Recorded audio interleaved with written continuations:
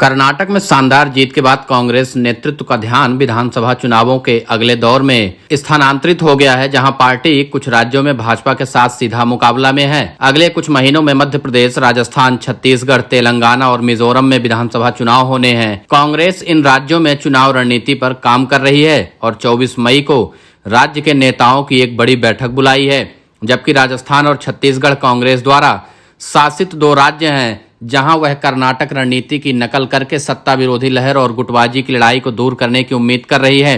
Party Madhya Pradesh में भी वापसी करने के लिए दृढ़ है, जहां बाद में सत्ता से बाहर हो गई थी। सूत्रों ने कहा है कि ज्योतिरादित्य सिंधिया और कुछ विधायकों ने निष्ठा बदल ली। उन्होंने कहा कि कांग्रेस अध्यक्ष मल्लिकार्जुन खड़गे ने आगामी विधानसभा चुनावों पर रणनीति बनाने के लिए 24 मई को तेलंगाना, मध्य प्रदेश, राजस्थान और छत्तीसगढ़ के अपने नेताओं की बैठक बुलाई है। खड़गे राज्य के नेताओं के साथ अलग अलग बैठक करेंगे। एक वरिष्ठ नेता ने कहा कि विचार जमीनी स्तर पर पहुंचने के लिए एक प्रारंभिक रणनीति तैयार करना है।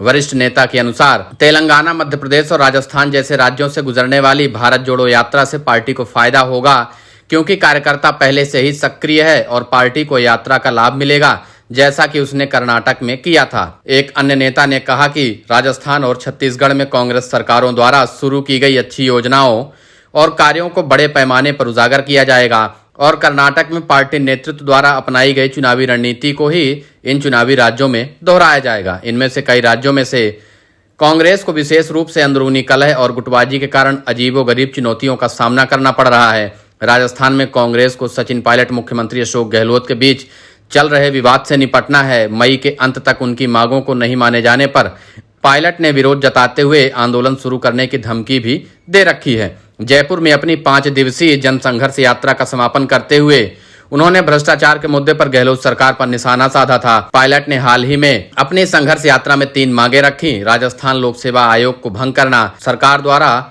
प्रभावित युवाओं को मुआवजा, परीक्षा पेपर लीक और पिछली वसुंधरा राजे सरकार के खिलाफ भ्रष्टाचार के आरोपों की उच्च स्तरीय जांच की मांग भी की है। बताया जा रहा है कि इस बैठक में सचिन पायलट को भी बुलाया जा सकता है। राजस्थान के कांग्रेस प्रभारी सुखजिंदर सिंह रंधावा, प्रदेश अध्यक्ष गोविंद सिंह डोटासरा, उसके अलावा राज्य के दोनों सह प्रभारी के साथ मुख्यमंत्री अशोक गहलोत और सचिन पायलट को भी इस बैठक में बुलाने की बात कही जा रही है। इसके अलावा डॉक्टर रघु शर्मा के साथ जितेंद्र सिंह भाटी और राज्य के दूसरे अन्य नेताओं को भी बुलाया जा सकता है। इस बैठक में यह तय किया जाएगा कि आखिरकार राजस्थान का चुनाव कांग्रेस पार्टी अब किस हिसाब से लड़ेगी। सचिन पायलट की किन मांगों को माना जाएगा या नहीं माना जाएगा। मल्लिकार्जुन खड़गे 24 तारीख को सारी बातें साफ कर देंगे। उम्मीद की जा रही है कि सचिन पायलट से कांग्रेस हाईकमान अलग से बैठक भी करेगा। सूत्रों ने यह जानकारी दी है कि सचिन पायलट को भी संदेश दे दिया गया है कि 24 तारीख को दिल्ली में रहना है और कांग्रेस हाईकमान के सामने अपनी सारी बातें रखनी है। वहीं दूसरी तरफ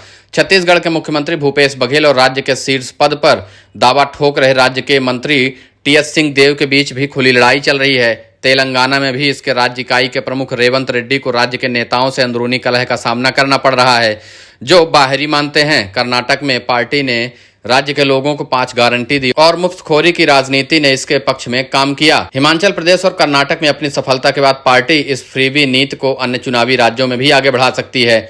एक अन्य वरिष्ठ नेता ने कहा है कि पार्टी को अब शुरू करने और भाजपा के खिलाफ एकजुट चेहरा पेश करने की जरूरत है, जैसा कि हिमाचल, कर्नाटक और कुछ अन्य राज्यों में किया गया, जहां राज्य के नेताओं को पेश किया गया था।